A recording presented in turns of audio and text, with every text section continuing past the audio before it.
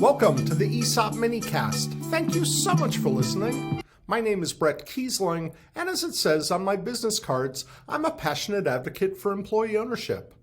This coming Tuesday, January 23rd, 2024, we are dropping on our primary EsOp podcast the final installment of our three-part series featuring Peter Newman, founder of Peak Wealth Planning, who's done a wonderful job presenting on a variety of financial issues for employee owners, including diversification and distributions and successful retirement planning.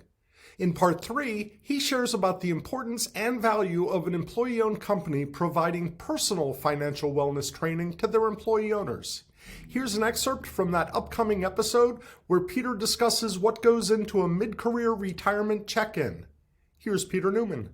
Oftentimes mid-career, folks maybe haven't thought a whole lot about retirement, but we like to do a retirement check-in, and we have a grid that's pretty straightforward that says, how old am I?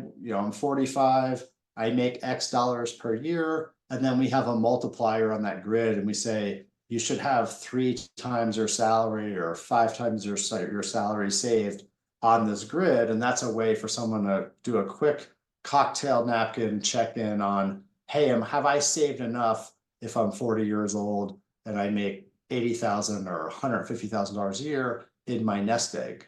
And then what we can do with that is have a conversation if people haven't hit that goal of, okay, well, it's not the end of the world. Let's talk about what levers you can pull. Maybe your spouse is a super saver and he or she actually has a lot more nest egg, or maybe your spouse is a school teacher and they actually have a pension. So the nest egg, while important, is not the only thing you're going to rely on in retirement. Or we might say, making $80,000 a year, I'm not quite where I want to be on this grid, but I know I'm going to get a promotion because I'm doing a really good job for my employee-owned company, and I'm going to bank all of my promotions starting at age 45 until age 55. So that's one piece as a retirement check-in. The other piece, because folks become usually a lot more aware of financial issues in their mid-30s, early 40s, before 50s, we'll talk a little bit more in depth about where are you saving now? What sources of luggage? Does your company offer a health savings account? Maybe you're already doing the 401k. So what other luggages should you be saving in for your life journey along financial wellness? And then we'll go a little deeper too on if you have competing financial priorities, how do you balance those? I was working with a family a couple of years ago, high income earners, 2 children. And when we started working with them, they were saving in a 401k.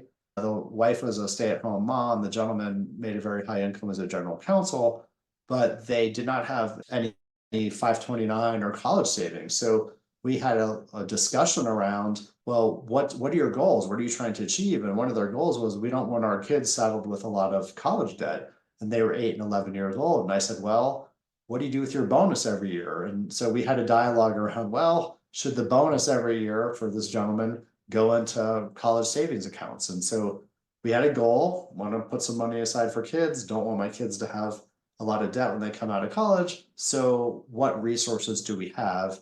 And interestingly, with this family, we also did some forecasting, our grid, and we looked at this and we said, you're not quite where you need to be in terms of the grid and at age 38 relative to your salary. By the way, this is not uncommon for people that have had pretty big salary increases through their career. If your salary's gone up a lot, oftentimes you have to save a lot more than you think to replace that income or get close to it in retirement. If your salary only goes up 2 or 3% a year, nothing wrong with that, but it's a little bit easier to save for retirement to replace your income. If your salary goes up at 15% a year for 5 or 10 years, it's a lot harder to adjust your savings rate to do some income replacement and have a big nest egg. So we had to do a lot of work with this family around budget and cash flow to help them decide whether it was important enough to them to replace, a $300,000 a year income in retirement, or were they okay with the $100,000 a year income in retirement? And those are 2 very different lifestyles in retirement. So we had some really interesting conversations,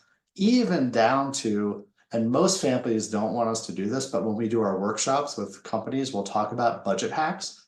You can find Peter Newman's episodes as well as our entire archives dating back to 2017 at www.esoppodcast.com. And if you check the show notes for this episode or any of Peter's episodes, you'll find some great resources about Peter Newman, peak wealth planning, diversification and distributions, and retirement in general. I hope you'll check these resources out, and I hope you'll join us Tuesday for part 3 with Peter Newman. Thank you so much for listening. This is Bret Keisling. Be well. We'd love to hear from you. You can find us on Facebook at EO Podcast Network and on Twitter at EsOp Podcast.